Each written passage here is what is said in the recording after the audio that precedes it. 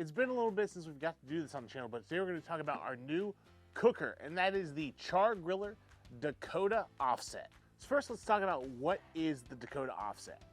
Char-Griller already had offsets like the Competition Pro and the new Grand Champ XD a couple of years ago. So where does the Dakota fit into this? And it's filling a niche of those who need a smaller footprint offset.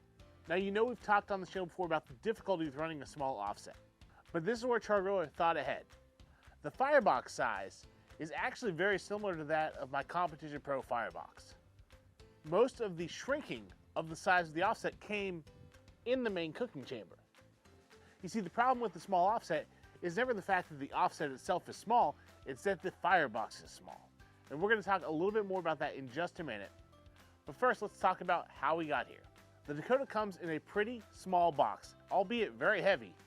So if you're going to be moving this around, I really recommend having somebody else to help you do it. As far as assembly goes, it's always handy. Just go ahead and cut down the walls of the box and use it as a support to keep you from dinging up the outsides of your cooker.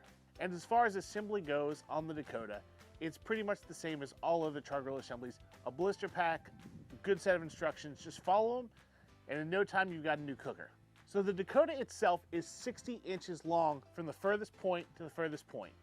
Now, if you have a bigger offset and you've tried to wheel it in and out of the garage, you know that every inch counts when it comes to maneuvering around vehicles and everything else in there. Having just pulled this out of my garage, I can tell you that this is a nice compact package.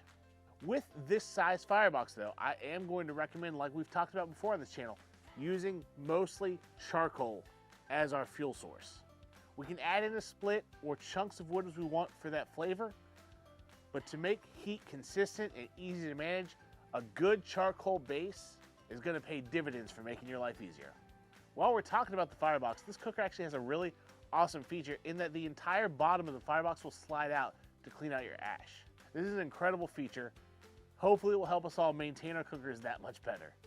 Now, with a smaller cooking chamber, my plan is to use what we've talked about before on this channel of a water baffle to basically try to pitch the heat instantly up and run it all the way across the top until it goes out the chimney. I think using that technique will give us the ability to have a nice even cook across the entire space. If that works out, this is a great opportunity to have a quick, easy go-to offset, and I'm really looking forward to using it. And of course, you'll be there with us the first time we fire it up. So drop a comment down below and let me know what's the first thing you want me to cook on this smoker. And I'll do what I can to source it, and that'll be our first cook. But till then, since it's been a little while since we've done this on this channel, hey, meet me over here. Let's talk about fire management in a small offset.